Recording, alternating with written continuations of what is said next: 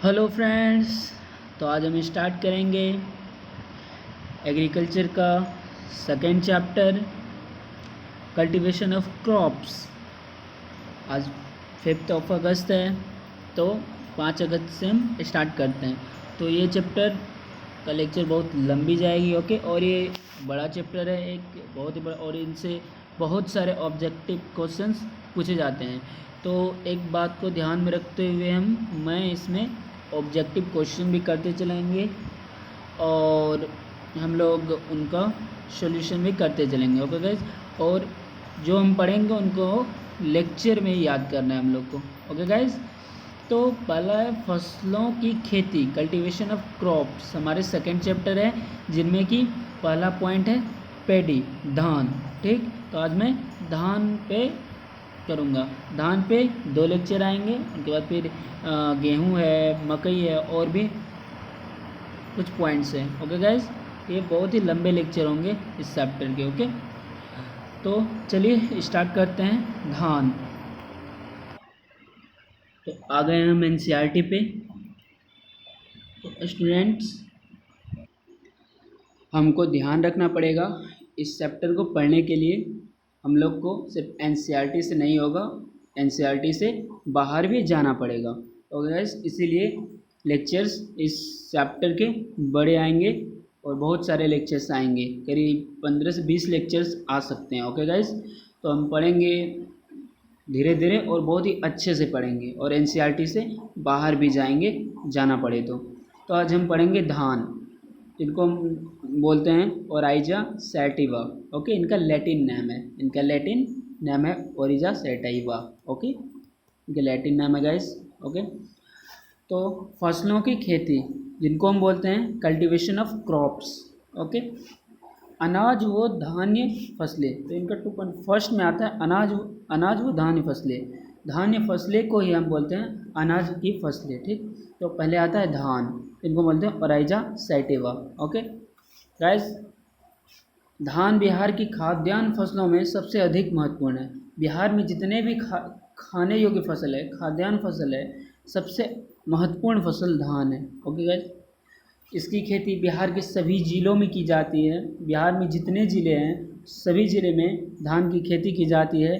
मुख्य रूप से बिहार में धान की खेती वर्षा के मौसम में की जाती है, और वर्षा का मौसम कब आती है? खरीफ में, ओके गाइस, याद रखना।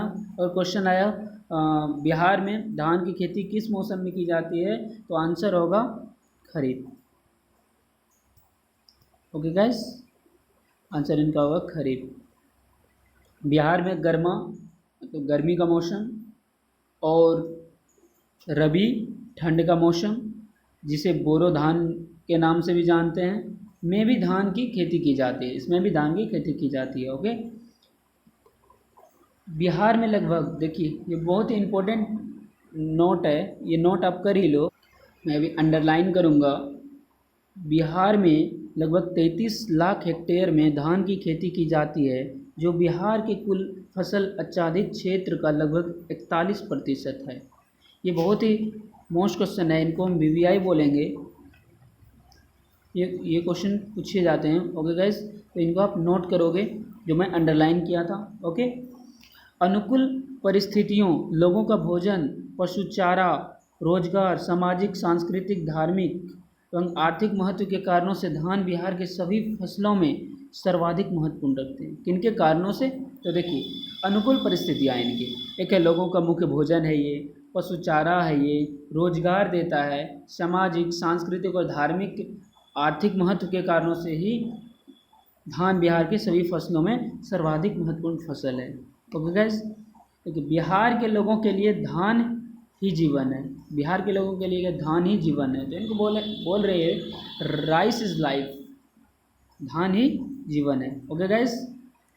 तो ये एनसीईआरटी, अब मैं एनसीईआरटी से कुछ बाहर निकल रहा हूँ, सो उनको देखना है, वो बहुत ही इम्पोर्टेंट है। देखिए, अब मैं एनसीईआरटी से बाहर निकला हूँ, ये एनसीईआरटी में नहीं है, जो कि बहुत ही इम्पोर्टेंट है। देखिए, धान भारत समेत कई एशियाई देशों की मुख्य खाद्य फसल है, ओके। इतना ही नहीं, दुनिया में मक्का के बाद जो फसल सबसे ज़्यादा बोई और उगाई जाती है वो धान ही है। देखिए, भारत में जो मक्का के बाद सबसे ज़्यादा जो बोई और उगाई जाती है फसल वो धान है। वो क्या है? धान है। तो ये सबसे अधिक कौन? मक्का, और उनके बाद धान ही वो या उगाई जाती है। देखिए, करोड़ों किसान धान की खेती करते हैं। करोड़ किसान जो है, करोड़ों किसान धान की खेती करते हैं। खरीफ सीजन की मुख्य फसल धान लगभग पूरे भारत में लगाई जाती है। मैं एक आपको डायग्राम यानी एक पिक्चर के रूप में शो करूँगा, उनसे आपका कंसेप्ट होगा कि धान और गेहूँ में कौन सा रबी है और कौन सा खरीफ है। ओके गाइज, तो यहाँ हम बताए हैं खरीफ सीजन की मुख्य फसल धान लगभग पूरे भारत में उगाई जाती है। अगर कुछ बातें शुरू से ही ध्यान में रखा जाए तो धान की फसल ज़्यादा मुनाफा देगी।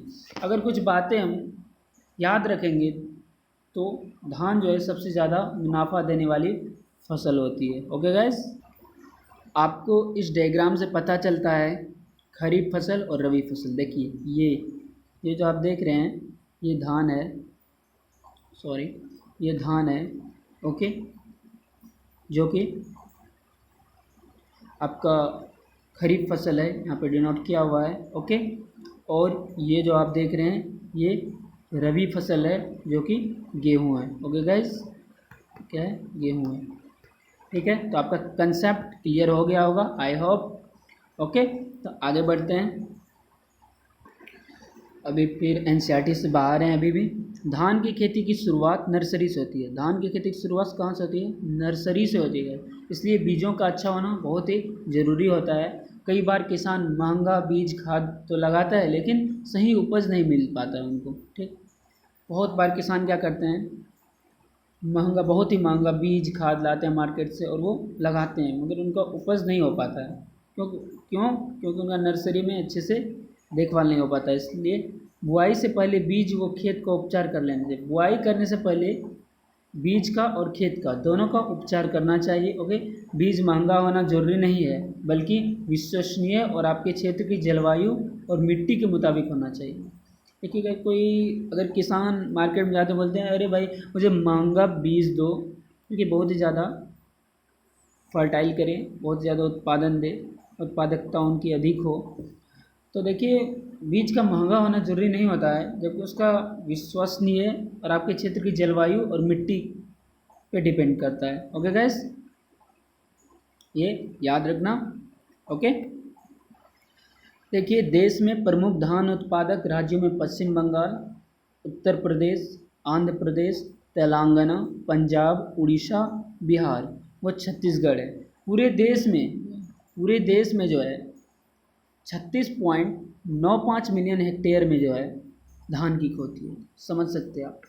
पूरे वर्ल्ड में जो है 36.95 मिलियन हेक्टेयर जो है धान की खेती होती है। कृषि मंत्रालय के अनुसार खरीफ सत्र 2016-17 में 109.15 मिलियन टन धान का उत्पादन हुआ, जो कि पिछले सत्र में 2.50 मिलियन टन 2.34% ज़्यादा था। पिछले 5 वर्षों में 3.54% अधिक रहा है। देखिए गाइस, धान की खेती जो है बहुत ही इम्पोर्टेंट है। अगर वो अच्छे से लगाया जाए तो बहुत ही वो उत्पादक देती है। ओके, एक चलिए अब एनसीईआरटी क्या बोलता है उनको हम देखते हैं। उनसे पहले आप एक क्वेश्चन का आंसर करेंगे। धान का वैज्ञानिक नाम क्या होता है? धान का वैज्ञानिक नाम क्या होता है ये आप कमेंट सेक्शन में आंसर करें। ओके, मैं चेक करूँगा क्या होता है। ओके गाइस, फिर अभी हम एनसीईआरटी पे जा रहे हैं। ओके, तो वो आंसर आप करें, धान का वैज्ञानिक नाम या वानस्पतिक नाम क्या होता है। ओके, मैं वेट कर रहा हूँ। ओके, कमेंट सेक्शन में आना चाहिए आंसर। तो आंसर आप करेंगे। आ गए हम एनसीईआरटी पे। यहाँ पे एनसीईआरटी का लोगो आपको दिख रहा होगा। ओके, बहुत में नहीं भी दिखे तो कोई चिंता वाली बात नहीं है। जहाँ पे एनसीईआरटी में बोलूँगा तो वहाँ पे मैं एनसीईआरटी यहाँ पे लोगों में फिट कर दूँगा। ओके गाइस, तो देखिए अब उत्पत्ति स्थल, अब हम देखेंगे उत्पत्ति स्थल। प्राचीनतम ग्रंथ ऋग्वेद, आचार्य पराशर द्वारा रचित कृषि संग्रह कृष्ण सुदामा संवाद हस्तिनापुर की खुदाई से प्राप्त संसार में चावल की प्राचीनतम अवशेष वैदिक काल से ही विभिन्न धार्मिक उत्सवों, पर्वों एवं कार्यों में चावल का उपयोग आदि के आधार पर अनेक इतिहासकारों, पुरातत्ववेत्ताओं में धान उत्पत्ति स्थल भारत को माना है। देखिए, इनका तात्पर्य ये है कि धान की खेती जो है वो बहुत ही प्राचीनतम काल से चलती आ रही है। ऋग्वेद में देखिए, इनका एक कंसेप्ट वो होता है, अगर आप चलेंगे कंसेप्ट के ऊपर तो कंसेप्ट ये है, हमारे घर में पूजा होता है, ओके, गॉड का, ओके, भगवान का पूजा होता है, उसमें हम क्या करते हैं, कभी गेहूँ चढ़ाते हुए देखे? नहीं ना, देखो क्या देखो, देखो धान का अक्षत जिनको बोलते हैं वो चढ़ाया जाता है। ओके, क्यों भगवान को ये क्यों चढ़ाया जाता है? मक्का क्यों नहीं चढ़ाया जाता है? अरे बात ध्यान देने वाली है, मक्का क्यों नहीं चढ़ाया जाता है, हम धान ही क्यों चढ़ाते हैं? क्योंकि ये जो है प्राचीनतम काल से ही धान की खेती होती है, ये आप ध्यान रखिए। ओके, तो इनका बस यही कंसेप्ट है। ओके गाइस, तो आगे बढ़े। 100% कंसेप्ट है आपका, कोई डाउट है तो आप वो भी पूछ सकते हैं। ओके, तो चलिए आगे बढ़ते हैं। ये स्लाइड भी एनसीईआरटी का है, ओके, लिख दे रहा हूँ मैं। ओके, स्लाइड भी एनसीईआरटी का है। ओके गाइस, भूलना नहीं, एनसीईआरटी। ओके, मैं यहाँ पे लिख दिया हूँ। देखिए, वितरण संसार अधिकांश धान जो है 90% जो है दक्षिण पूर्वी एशिया में पैदा होता है। 90% धान कहाँ पे पैदा होता है? दक्षिणी पूर्वी एशिया में होता है। इस भाग में भारत तथा चीन कुल मिलाकर संसार का आधा धान उत्पादन। देखिए, सबसे ज़्यादा धान उत्पादन में से चीन है, और भारत और चीन दोनों मिलाकर जो है आधा धान, पूरा वर्ल्ड का आधा धान ये उत्पादन करता है। ओके गाइस, देखिए, 1/4 उत्पादन इंडोनेशिया में होता है, वियतनाम में होता है, बांग्लादेश में होता है, बर्मा में होता है, Thailand, Philippines, Japan, Pakistan, Korea आदि देशों में होता है। यानी 1/2 जो है ये कहाँ होता है? ये होता है चीन में और इंडिया में। ओके गाइस, ये कहाँ होता है? चीन इंडिया में हाफ होता है, जबकि जापान, पाकिस्तान ये वगैरह 1/4 होता है, इंडोनेशिया 1/4 होता है। ओके गाइस, तो देखिए, इन क्षेत्रों के अलावे अमेरिकी, अफ्रीकी एवं यूरोपीय महादेश के कुछ देश में भी धान प्रमुख उत्पादक है। ओके, चलिए, भारत के सभी राज्यों में धान की खेती शुष्क क्षेत्रों से लेकर वर्षा वाले क्षेत्र के अतिरिक्त कश्मीर की घाटी तथा हिमालय के ढालों पर 3000 मीटर तक तथा केरल के समुद्री तटवर्ती क्षेत्रों में समुद्री से 3 मीटर नीचे तक की जाती है। भारत में जो सभी राज्यों में धान की खेती शुष्क क्षेत्र से लेकर भारी वर्षा वाले क्षेत्र जैसे कश्मीर की घाटी, हिमालय के ढालों पर 3000 मीटर तक, और केरल के समुद्री तटवर्ती क्षेत्र में जो है समुद्र तल से 3 मीटर नीचे तक की जाती है। ओके, कंसेप्ट क्लियर है? देखिए गाइस, बिहार के जो है सभी जिलों में खरीफ धान की खेती 32 लाख हेक्टेयर भूमि पे की जाती है। ये मैं डिस्कशन किया हुआ हूँ, ओके, मैं बताया हुआ हूँ, देखिए कुछ देर पहले। और गर्मा और बोरो धान की खेती अधिकांशतः बिहार के कोसी तथा मिथिलांचल क्षेत्र में लगभग 1 लाख हेक्टेयर भूमि में किया, यानी सबसे ज़्यादा जो है बिहार में मिथिलांचल में ही किया जाता है। मिथिलांचल में ही किया जाता है। ओके गाइस, तो ये ध्यान में रखना, बिहार, कोसी तथा हिमालय क्षेत्र में लगभग 1 लाख हेक्टेयर, ये इंपॉर्टेंट है, इनको आप नोट डाउन कर लो और इनको भी कर लेना। ओके, ये जो है ये कर लेना। ओके, आप करता है बिहार में धान की उत्पादकता कितना है? 2525 किलो हेक्टेयर है, ओके, तो ये रहा हमारा एनसीईआरटी पे बहुत क्वेश्चंस किए हैं। ओके गाइस, ये टेबल जो आप देख रहे हो बहुत ही इम्पोर्टेंट है, ये मैं व्हाट्सएप पे सेंड कर चुका हूँ। ये मैं व्हाट्सएप और टेलीग्राम दोनों पे मैं सेंड कर चुका हूँ, तो इनको आप अच्छे से दिमाग में बैठा लीजिए, क्योंकि इनसे क्वेश्चन पूछे जाते हैं। ओके गाइस, 2011 से 12 के बीच में क्षेत्रफल लाख हेक्टेयर दिया हुआ है 33.24, और उत्पादन हुआ था 81.87 उत्पादक किलो हेक्टेयर में 2004 से 63 ऐसे दिया हुआ है। 2012 से 13, 13 से 14, 14 से 15 ऐसे दिया हुआ है। ओके गाइस, ये 2016 का क्या हुआ है, ये इम्पोर्टेंट है और ये NCERT से है, ये भी आप याद रखना। NCERT से है। तो ये स्लाइड मैं आपको दिखा रहा हूँ, स्क्रीनशॉट ले लो, ले लिया, और इनको हमेशा ध्यान में रखना। ओके गाइस, अब देखेंगे हम इस स्लाइड में है उपयुक्त जलवायु, ये भी NCERT का है, मैं लोगो आपको दिखा रहा हूँ। ओके, ये भी NCERT का है। देखिए उपयुक्त जलवायु में जो है धान की फसल को विभिन्न प्रकार की जलवायु तथा मिट्टियों में पनपने की क्षमता है।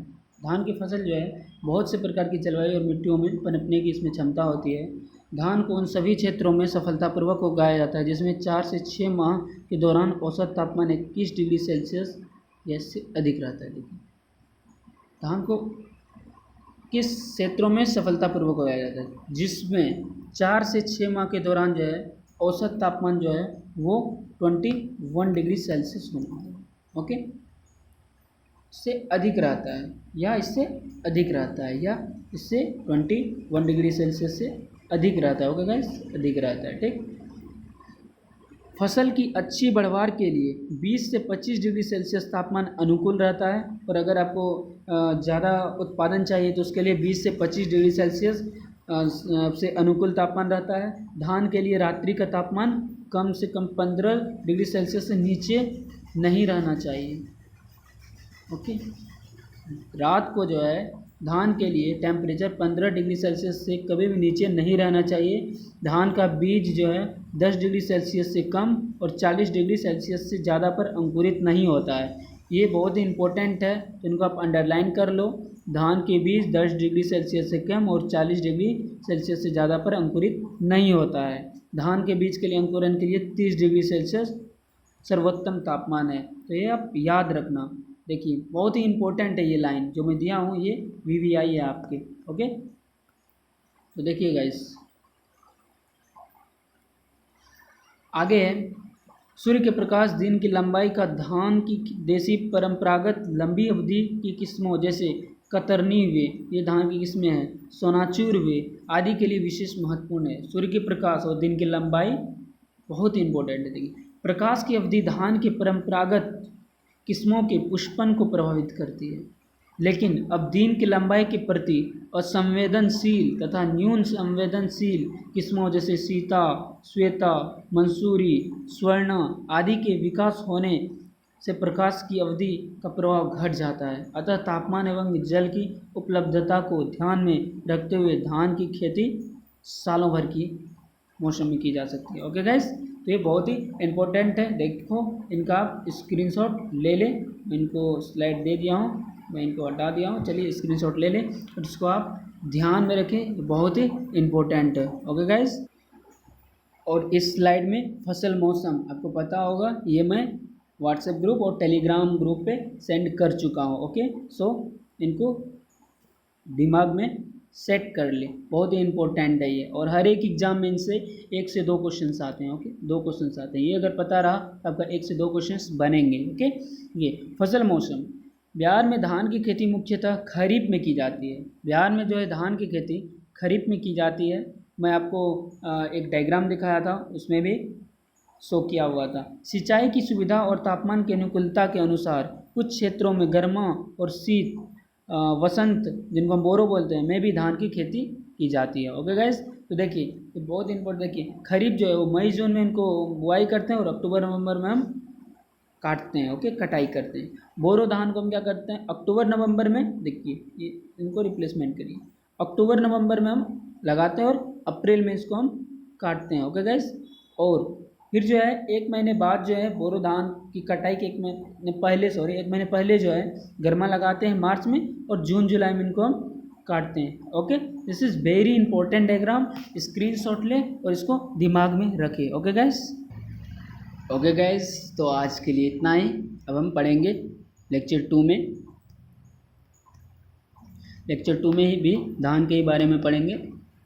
कोशिश करूँगा लेक्चर 2 तक इनको मैं कंप्लीट कर दूँ, और आपको ध्यान में रखते हुए चलना चाहिए। जो भी मैं क्वेश्चन पूछ रहा हूँ उनको आपको कमेंट सेक्शन में आंसर करना है। ओके गाइस, ये आप ध्यान में रखिएगा।